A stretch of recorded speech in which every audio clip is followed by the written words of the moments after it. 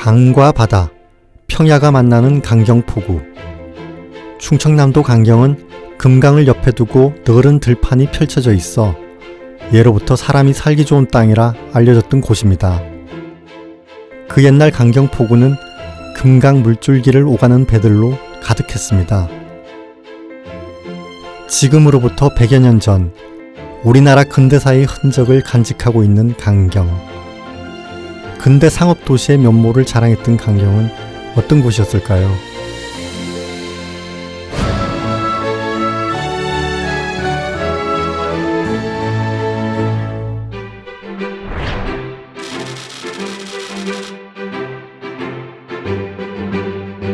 이곳 구 한일은행 강경지점은 근대시기 강경을 상징하는 건물입니다. 조선시대 말 근대식 은행이 하나둘 세워지면서 우리나라 최초의 근대은행인 한성은행이 설립된 것이 1897년. 그로부터 7년 뒤 이곳 강경에는 구 한일은행 강경지점이 세워집니다. 구 한일은행 강경지점은 붉은 벽돌조의 단청 건물로 외부에서 보면 2층 규모의 건물입니다. 화려한 장식과 규모에 비해 입구가 작고 두꺼운 철문으로 만들어져 있어 은행의 기능을 고려해 설계했음을 짐작할 수 있습니다. 여러 번 그 이름을 바꾸며 은행의 명맥을 이어오다가 한때는 젓갈 창고로 쓰이기도 했었는데요. 2007년 등록문화재로 지정되어 현재는 강경역사관으로 쓰이고 있습니다. 건물 내부에는 논산과 강경의 시민들이 기증한 옛 물건들이 전시되어 있습니다. 기증자의 이름이 기록된 전시물마다 강경 사람들의 삶의 흔적이 고스란히 남아 있습니다. 밖에서 봤을 때는 2층 건물처럼 보였는데요. 이렇게 들어와 보니까 단층이네요. 그리고 천정이 굉장히 높습니다. 7.2m 정도 된다고 하네요.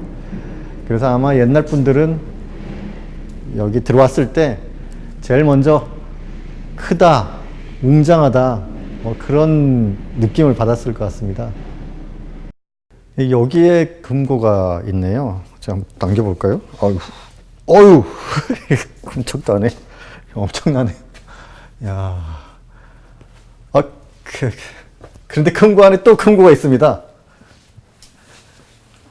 야, 이게 이렇게 철저하게 보관했네요. 이것도 무겁습니다. 이 안에 또 문이 있어요.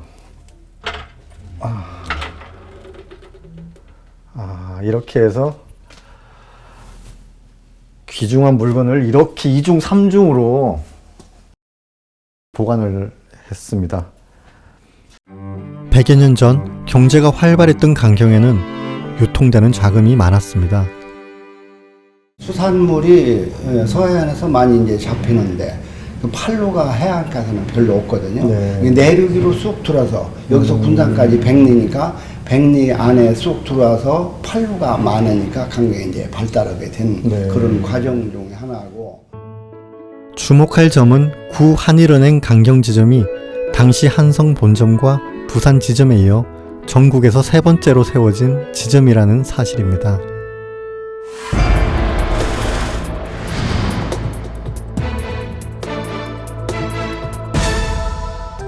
하루 200여 척의 배가 드나들었던 강경포구는 지리적 환경 덕분에 자연스럽게 상업도시로 번성했고 상인들의 자금을 끌어들이기 위해 구 한일은행은 서울과 부산 다음으로 강경에 지점을 냈던 것입니다. 해산물도 풍성하고 사람도 많고 그 사람 많고 해산물이 많았을 때는 자연적으로 돈이 따라 들어오는 것이죠. 그러니까 돈이 너무 흔하다 보니까 강아지도 돈을 물고 다녔을 정도로 그렇게 돈이 흔했다고는 그런 유머도 이제 생기게 되었었죠. 강경읍 중앙리에는 근대 도시 강경의 모습을 엿볼 수 있는 또 하나의 근대 건축물이 있습니다. 일제강점기 일본 상인들이 들어오기 시작하면서 인구가 늘어났고 강경에는 이 같은 근대 건축물들이 여럿 들어서게 됩니다.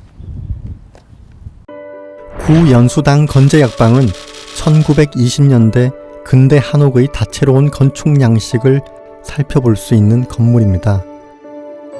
한옥식 건물의 일본 가옥의 특징을 혼합한 나무 구조로 앞에서 보면 일자 모양, 위에서 보면 기역자 모양을 갖추고 있습니다.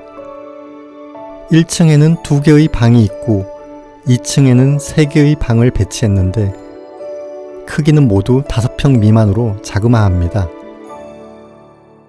이곳은 원래 강경이 아랫장터였습니다. 그래서 윗장터가 있고 아랫장터가 있는데 윗장터는 소장수라든지 뭐 이런 쪽이 많고요. 이쪽은 비단집이나 이런 게 많았고 한약방이 상당히 많이 있었습니다.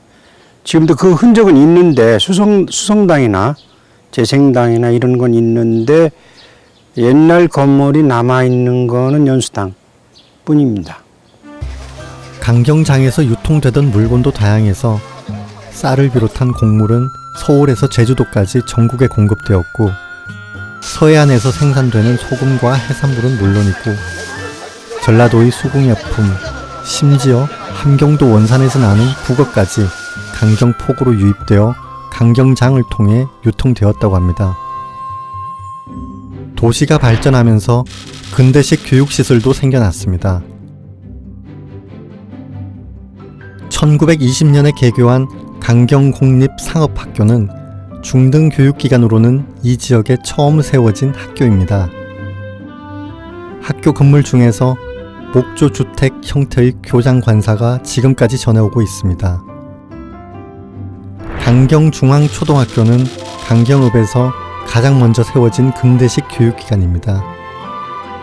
1937년에 준공된 강당이 당시 모습 그대로 보존되어 있습니다.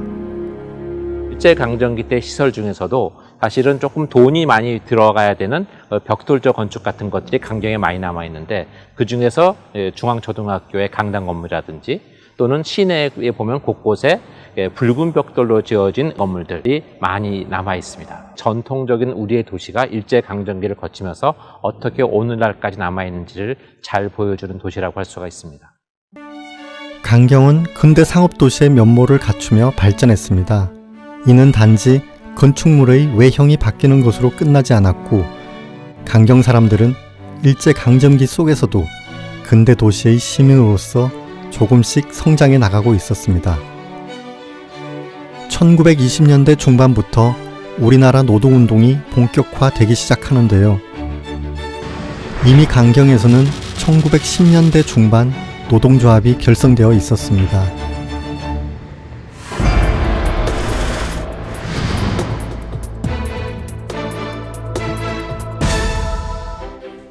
강경포구를 통해 전국으로 유통되는 물자의 규모가 컸던 만큼 강경포구에서 하역 작업을 하는 노동자들도 그만큼 많았던 겁니다. 조합원 수가 780명에 이를 정도로 규모나 세력이 대단했다고 합니다. 초기에 부두 노동자들이 힘을 키우면서 그 사람들의 권익을 보장하기 위한 노동조합이 만들어졌는데 당시로는 굉장히 독특하게 2층 한옥의 노동조합이 들어서게 되었습니다. 2층 한옥이라는 것은 도시가 발달할수록 땅값이 비싸지게 되면 단층의 한옥이 2층으로 진화되는 과정을 보여주는 건데 당시에 강경의 상권이 얼마나 발달했었는지를 보여주는 거죠. 근데 시간이 지나면서 2층 한옥의 노동조합 건물이 사라지고 지금은 단층의 서양식 목구조를 갖고 있는 노동조합 건물만 현재는 남아 있습니다. 근대 상업도시 강경의 노동조합 사무실로 쓰였던 이 건축물은 노동사적인 가치는 물론이고 강경 지역 근대 상권의 흥망성쇠를 엿볼 수 있습니다. 1920년대 강경 지역의 상권을 짐작할 수 있는 또 다른 장소가 바로 강경 화교학교 교사와 사택입니다. 교실 안에는 중국의 국부로 일컬어졌던 손문, 순원의 사진이 걸려 있어 이곳이 중국 화교학교임을 실감하게 합니다.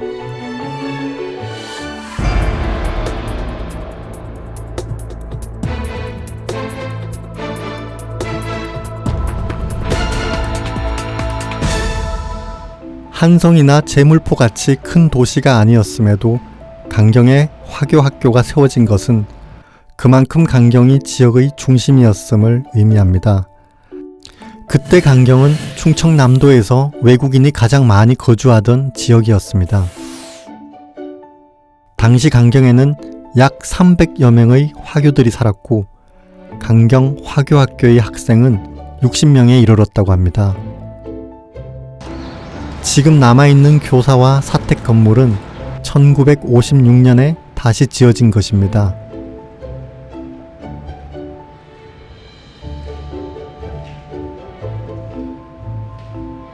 운동장 한켠에 남아있는 미끄럼틀만이 세월의 무상함을 말해주고 있습니다.